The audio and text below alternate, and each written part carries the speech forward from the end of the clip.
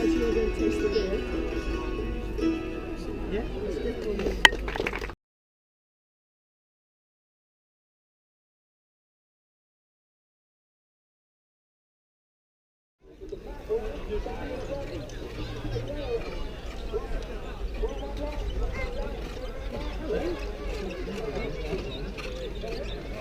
Do you want me to do anything? Yes, I am.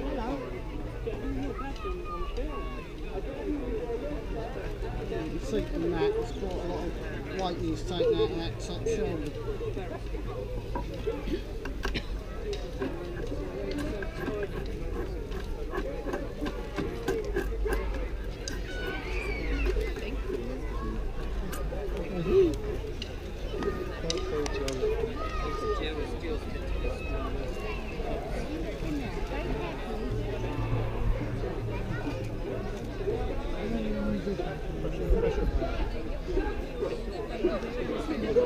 How are you doing?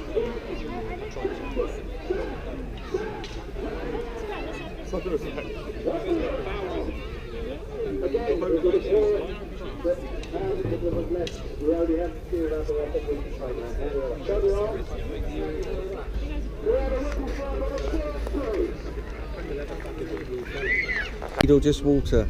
I tell you, I'd want you on my side. Oh, you didn't miss one. Oh. Beautiful. All right. Amazing.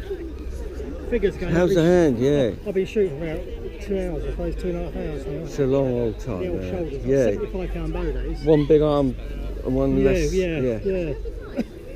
Fantastic though. Thanks for the demonstration. It's amazing. I'm going to do a bit of a video. I'll put it on there. Oh, nice. Yeah. Just a bit of everything, you know. Yeah. But I do love those bows. Yeah. So yours is they're made of yew, aren't they? Is that made of Well, yew? this one's lemon and hickory. Is it? Yeah. Yeah, it's And did you make that yourself? famous bow maker, poor Ron Palmer, who's died now. It's Ron Palmer. It's about 20 years old, 25 years old. Is it really? And so why did you go lemon and hickory then? Because Were many made of that years ago? well, no, not a lot, no, because most of them were yew or the Spanish yew mainly. Some were there was some exotic woods they used, Bakia, stuff like that, Bakia and Osage. Poor guy's had a right hammering today, hasn't he? Yeah. No, it's brilliant. I'll watch you. Go, see if you can draw it. Gee, hold that. Whatever you do, don't let the string go. No, I understand that, All right. yeah. It'll show. Well, I was watching you do this and Oh. I had a lot of admiration. Do you put your thumb like that when you do it? No, just two below, like one that? above, yeah. Two and one Yeah, above? when you say that? two below, one above like that. Two below the arrow, one above it, so like that. So it would be And like then- that? And then, yeah, just Oh. draw it out. And how much further do you go? About there to me, yeah. About 75, yeah. So a 28-inch draw, that's 75 pounds. So when you go over 28, about 30, you're lobbing over these, like broom handles, the arrows were. They were 36 inches long and half-inch diameter. And they had bloody great heads on them. So when they hit the horseman, it wasn't just the fact they'd been hit with an arrow. It was like being punched in the chest because this arrow coming down. It's like, almost as big as that. Bloody great things. They were real strong guys. And they were lobbing these arrows in. It was the artillery at the time. And the impact of, if you get hit 2 or 3 of those, you get knocked off your horse. You're laying on the ground. Before you know it, you've been trampled. More than just having the arrows just stick in you, because the armour was so good. It was brilliant. They had fantastic German Italian armour. And the arrows would go maybe ½ inch through sometimes. Of course, you fall off your horse, you fall on it, that's going to push it in. Or you've got all the push behind you, everybody behind you, trample you into the ground. And that was one of the main things that killed them, because there was a wall of bodies about 6 foot high in front of the English archers, and the French were climbing over, trying to get at the English. And if they had fancy armour on and tabards and things, then the marksmen at the front would run out and grab them.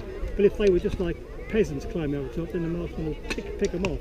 And you pick them off with a 75-pound bow, say, because you're right at the front, you're running like 50 yards, 100 yards maybe, And so it was the those amount guns were pretty of good. speed that you could fire these off at as well. Yeah. And would this be similar to the power of an Agincourt type bow, or what? Well, yeah, only a few would have had this. Most of them are bigger than this, a lot bigger than this. Really? Yeah. This is 75, Right. and it's only the captains. Well, at the front of the £75 wedges. draw. Draw. Yeah. That's well, £75 at 28. Yeah. So if you draw them on 28, the poundage goes up and up. So it goes up to about 80. So you said most of them would have had bows of what? Well, between 150, maybe 200 pounds. Because they were lobbing arrows. The first was like 400 yards. 400 yards. 400 yards, and they reckon 5,000 archers Yes. could shoot. How many arrows do they say a minute? About 8. Well, between 8 and 12 arrows a minute. 8 and 12. Between 8 and 12 arrows a minute, and you've got 5,000. Okay. And you've been going for 2 hours already Yeah. today. Killed a lot of people by now, wouldn't you? Yeah, You'd have a yeah, big- don't God, look at that. That was straight in the head. Yeah. And they reckon any one time there was like 80,000 arrows in the air. They said the sky must have been black with arrows. There's no way you could avoid them. You just got to stand there and take it. So what did they use for the actual arrows? The wood? you say? Oh, it was the same. It was ash or I think mainly ash or Not oak. no. Yeah, I think it might have been straight. birch. But if the English and Welsh archers were known to be so good, why didn't the French just copy them? Well, because the French were so arrogant, they thought their armour Yeah. and their horses Yeah, could outdo any peasant on foot. Right. And they hired an army of I think maybe 10,000 Burgundian crossbowmen, Yes. and they sent them first. And once Burgundian crossbowmen got in range, Yeah. the archers opened up Picked on up. them, Right. Okay. and because they took so long. Yes. This is a quicker fire With the weapon. winter, yeah. So they started picking off all the Burgundians. But the Burgundians thought, oh, well, not none of this. Yes. So they started backing off. Well, the French cavalry said, cowards. Of course, they went forward and they just rode into the arrow storm. And that was the end of them. It was stupid. And they ran over. The French cavalry ran over most of the Burgundians because they couldn't get out of the way. Because Agincourt Field is like a, Yes, it's like a I big know. wedge. It's a And wedge, so I know. yeah, there was woods one side. Yes. And Henry had people right along the edge of the wood, so if any of them did try to get in the wood to outflank him, there was some English in there to help, to pick them up. But it was quite a lot of luck as well. Yes. You know, I think he was relying on their arrogance and their bad attitude to lull them into it, to bring them into. They weren't bring 'em into that disciplined, were funnel. they? either? No, the French. Well, there's As so an many army. of them. I reckon there was 60,000 French, but only half the army, because they said, well, there's only 5,000 English, we'll run them over easily. Yeah, So half the army turned to go home. So it left like 30,000 of them, which you think, well, 30,000 against 5, you wouldn't know, would you? The 30,000 arrogant come straight down into this funnel. And as they get into the funnel, then he said, right, let them have it. Like a field monster. Yeah, and just minced them up, and the English lost hardly any, did they? Yeah, 400. Yeah, They yeah. lost it like 6,000. Yeah. didn't they? Yeah. Oh, it was a lot. Yeah. Oh yeah, it was in the high thousands. It was, yeah. You want to see this, guys? Show us. Go on, unbelievable. I'm gonna muck it up now. The ideal feather is what? Yeah, goose. Goose. It It's is goose. Yeah. At any one time, they had over 500,000 arrows in the Tower of London. Ready For to any, go. any conflict, 500,000. And then when the king, whoever king was, said, right, we're off. Everybody had to turn up. All the artists had to turn up. You turn up with a bow. You turn up. I think you have a minimum of 3 arrows. But when you're on the battlefield, the cart comes round and you're given a quiver with 50 arrows in it. Spare one. Sorry, So- do you have a spare fingertail anywhere? Yeah. Casualties by now. Yeah. Blisters. Yeah. I've got a couple in the thing, yeah. Yeah. I'm not going to shoot this just yet. I'll have a rest just for a Yeah, second. yeah. We're enjoying the history lesson. Yeah.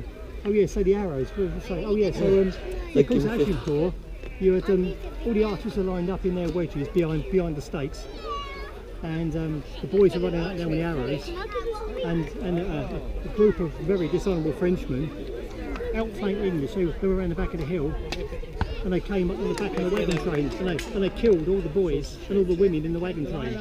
They rode to the wagon train while all the obviously we were fighting. So old Henry has got all these prisoners all behind him because they used to drag them across. You know, if they were worth any money, they'd drag them and they'd keep them for the money. So he's got them all lined up, and they've all said yes. We promise we won't fight. They'll put their swords down, and so they're all sitting there waiting. You know, doing the honourable thing, decent prisoners. And this group of cavalry rode to the camp and killed all the women and children. So Henry said, oh, sorry, he said, I've got too many people guarding the prisoners. He had 2,000 or 3,000 men guarding the prisoners. He had so many prisoners. So he said, right, start cutting their throats. Yeah. So they went up the line, they just started cutting all the prisoners' throats, killing all the prisoners. They had to, because the men had to get back to the line. Straight in the centre. Unbelievable. Yeah, so that's war, isn't it? Yeah, oh yeah, yeah. So it's Come on, let's look at he split that arrow in two. we got a picture of that arrow in front of the target down there with 2 arrows through it. Split it with 2 arrows. I did one, I think the archer captain did the other one. We've got a picture of me. He's a left hooker there, isn't he? Yeah. No. Is he? No. He's got a strong right. He's got a strong arm, hasn't he? Cool. Yeah, no. Yeah, those bows, they're only, I think 25. Yeah, 25. And that's 30, I think it's 36. And yours is the 7